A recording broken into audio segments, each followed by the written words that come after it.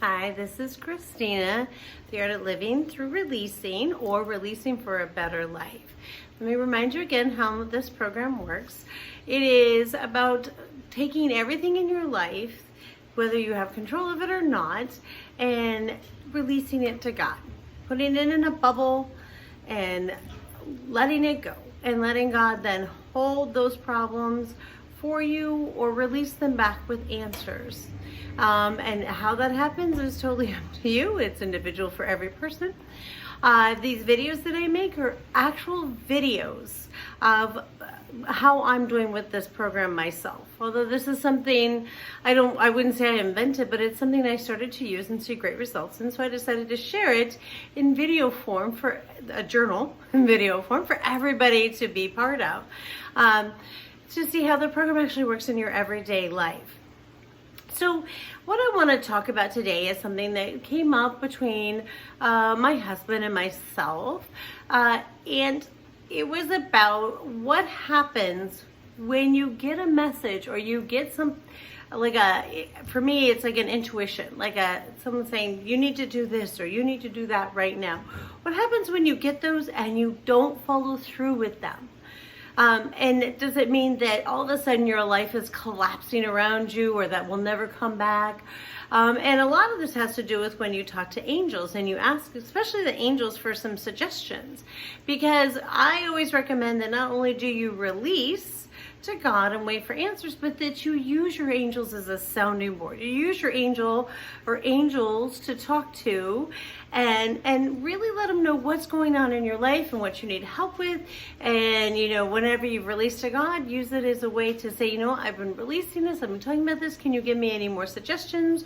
Or just as a place to talk about what's going on, a place to kind of just do an additional release, or to actually make sense of what you are releasing. It's amazing the information you get back from your angels. But what happens if you've been conversing with your angels and talking to your angels and you get something back that says you need to do something and you don't? Like, let's say, your angel told you that you should go to a party tonight, that there's gonna, you get this intuition or this feeling that you need to go to a party or an event because you're going to meet someone or do something, but you're exhausted and you say, I just can't go. I can't go. And then you find out it was a huge event and there was a lot of connecting going on and people met people, or your best friend met somebody else, or whatever. And something that you've been working on might have changed had you gone to this event, to this party or whatever, but you opted out of it for whatever reason. Does that mean that that's done forever and you'll never get another chance? And this is something, I get quite a bit, because there's times I'll feel something or I'll see something and I just won't follow through for whatever reason. I just don't feel like inconveniencing people, or, sometimes I'll get a feeling like I need to go, let's say if you were going to buy a lottery ticket, I'll feel, I should buy this here. I should buy, it now, or today should be the day. And often I won't do that because, maybe I'm with my husband, or we had talked about buying it someplace special or whatever. And this is just talk. So, and then, you don't win or nothing happens with that ticket and you feel guilty and you're like, is it all completed because I didn't listen to this one?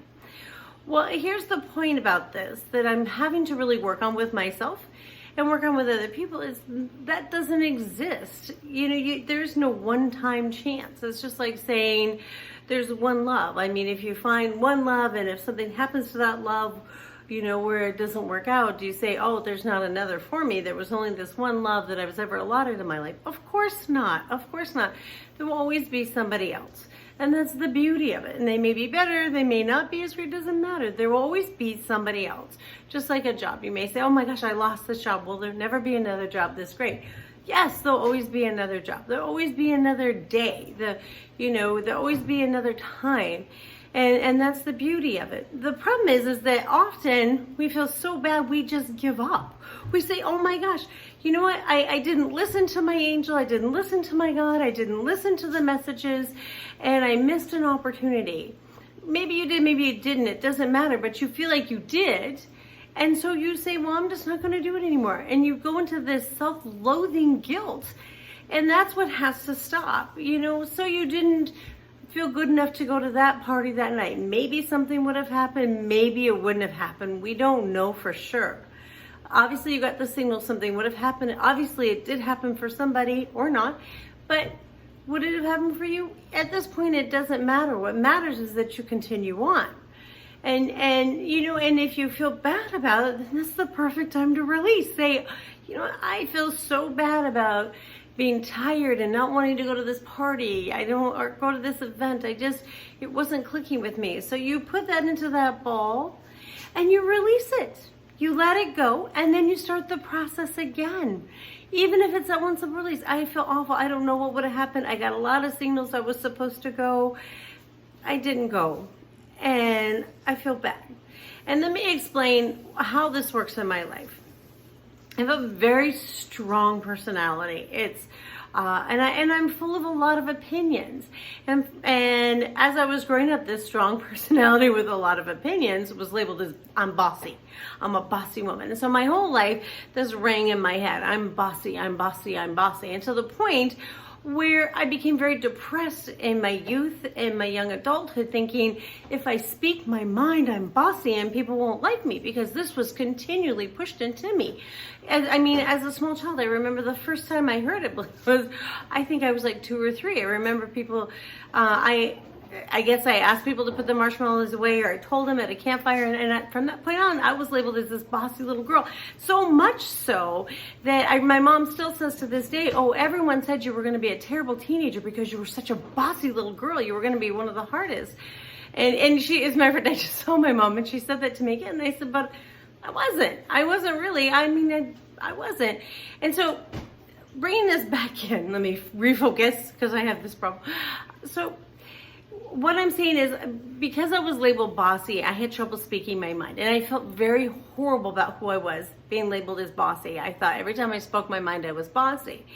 And for years, I couldn't speak my mind. And if I did, I felt awful. I thought, oh my gosh, these people aren't going to like me.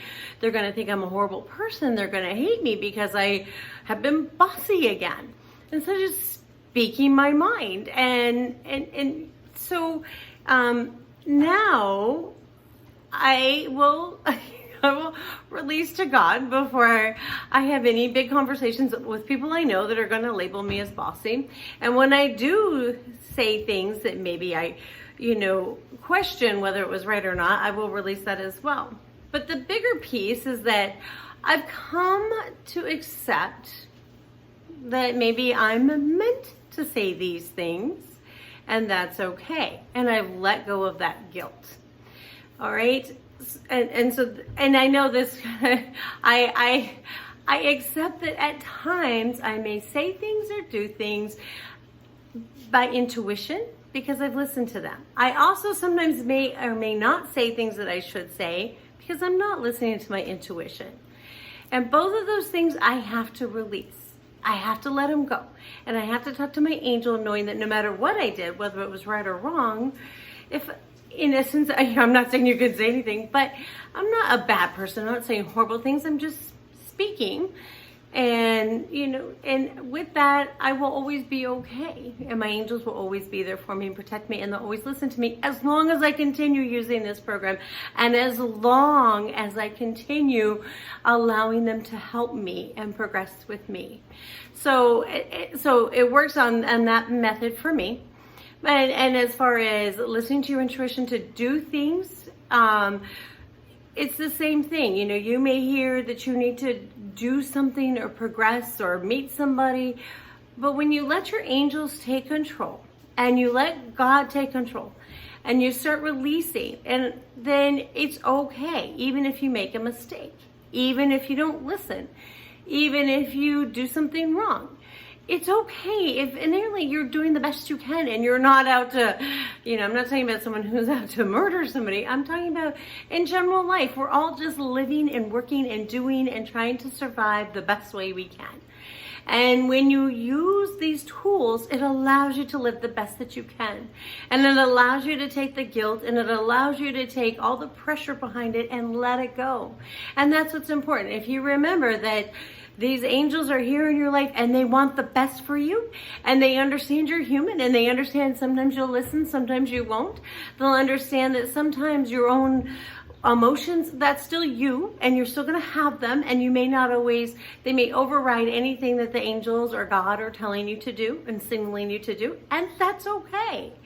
That's all right, because you have another day, as long as you don't give up and you don't forever shut off. Anyway, I've kind of gone all over the place. The biggest thing is forgiveness, acceptance. Don't give up. Keep talking to your angels, keep releasing to God, keep listening for messages, and allow yourself to be human. Allow yourself to take some time to get through things, but stay open and excited and ready for what is coming your way and the possibilities available to you. Just don't give up. Don't give up. Don't let, the side of, I can't do things to take the better of you. No, that it's all available. Everything will come your way. Just have faith and listen. And listen. And one other point I want to make is some of us look for only the negative. We only look for the negative to come our way. And I want to make sure that you understand you cannot look for the negative. You need to just stay focused to know that the best is here, that everybody wants the best for you, and as long as you believe that, it will happen. Even if right now it doesn't seem possible, it is possible. All right, you guys have a great week, and I will see you next week.